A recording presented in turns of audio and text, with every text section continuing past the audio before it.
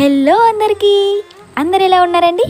నేనైతే చాలా చాలా చాలా బాగున్నానండి. ఈరోజు నేను మామిడికాయని ఎలా స్టోర్ చేసుకోవాలో చెప్తాను. ఈ మామిడికాయ తురుము అయితే గనక మనం ఏ కర్రీలో అయినా కూడా యూస్ చేసుకోవచ్చు.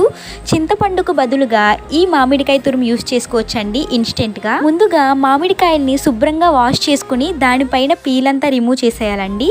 తర్వాత మామిడికాయల్ని ఇలా తురుము కింద తీసుకోవాలి. తీసుకున్న తర్వాత 1 టేబుల్ స్పూన్ వరకు సాల్ట్, అలాగే 1.5 టేబుల్ స్పూన్ వరకు పసుపు వేసుకుని బాగా కలుపుకోవాలండి. ఇప్పుడు దీన్ని ఏదైనా ఎయిర్ కంటైనర్లో పెట్టుకుని డీప్ ఫ్రిడ్జ్లో పెట్టుకుని స్టోర్ చేసుకోవచ్చు. దీన్ని మనం ఎలాంటి తడి కానీ మన చెయ్యి కానీ తగలకుండా పెట్టుకుంటే మినిమం 1 ఇయర్ అయినా కూడా నిలవ ఉంటుందండి. మనకు సంవత్సరం పాటు మామిడికాయలు దొరకాలంటే దొరకవు కదా, అలాంటప్పుడు ఇలా మామిడికాయ తురుముని స్టోర్ చేసుకుని యూస్ చేసుకోవచ్చు. అంతేనండి ఈ వీడియో. ఇంకా మన ఛానల్ ఎవరైతే సబ్స్క్రైబ్ చేసుకోలేదో వాళ్ళైతే ఫాస్ట్గా సబ్స్క్రైబ్